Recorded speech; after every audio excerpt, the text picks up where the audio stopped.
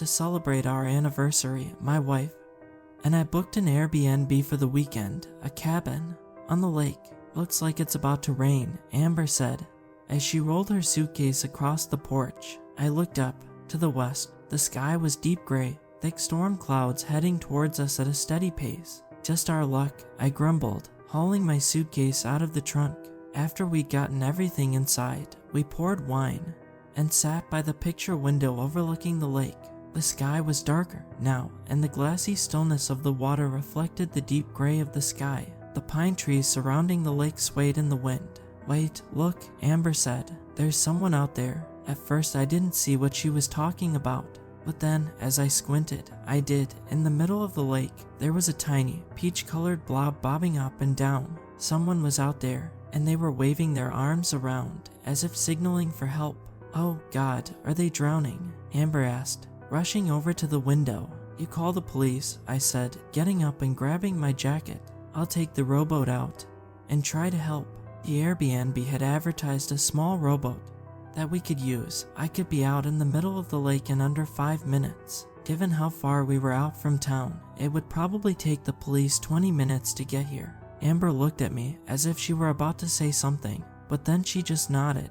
I zipped up my coat and ran outside. The rain had started. A light drizzle blurred the lake in front of me, wetting my face. I ran down to the docks and undid the knot, then stepped into the boat. It rocked violently underneath me as I sat down and pushed off with the oars. I rowed furiously towards the center of the lake, keeping my eyes on the person, but they were a lot farther out than I had anticipated. Even after rowing 5 minutes, my arm muscles burning, I was only slightly closer. I stopped for a second and cupped my hands around my mouth.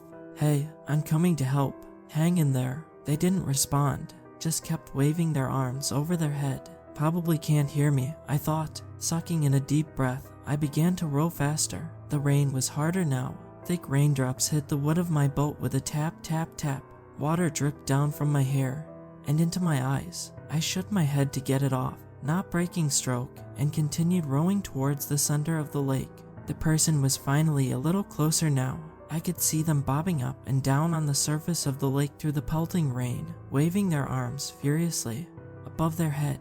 It looked like it was possibly a woman with dark hair, but I couldn't be certain. The oars sloshed through the lake. I was panting, and my arms ached, but I forced myself to continue forward. They weren't that far off now.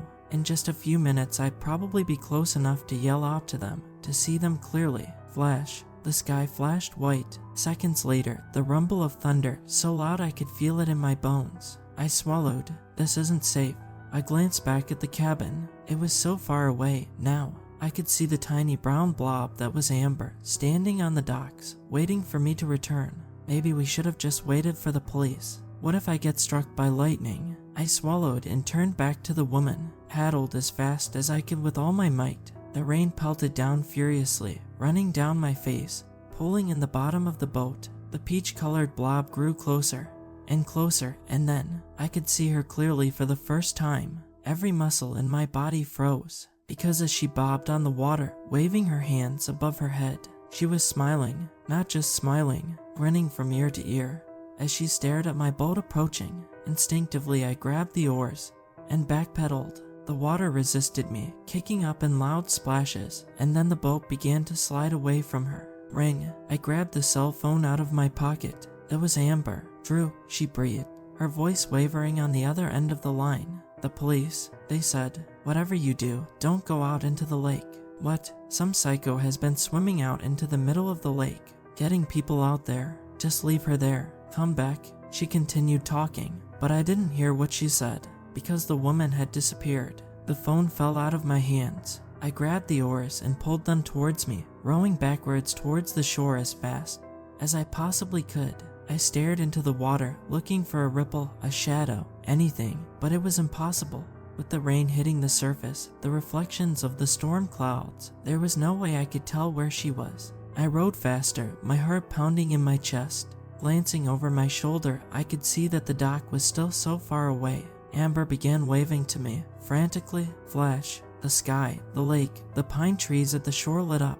A peal of thunder rang in my ears. I rowed faster, and then I heard it. A tap, tap, tap from the bottom of my boat. I didn't have time to react before the boat flipped over and I plunged into the ice-cold water. I broke the surface and gasped in air, screaming as I grabbed the side of the boat. Something grabbed my ankle and tugged. I plunged back into the water. I struggled to pull myself up, but the iron grip on my ankle wouldn't loosen. I kicked and thrashed, trying to pull myself up towards the shadow of the boat above me, and then the grip released. I broke the surface, gasping. Then I clawed at the boat, desperately righting it. After a few attempts, I was finally able to get myself back inside. I turned it around and rowed as fast as I possibly could, never looking back. Miraculously, the woman didn't follow me. I scrambled up on the dock, and Amber hugged me, crying. The police arrived soon after and searched the lake for the woman, but they came up empty-handed.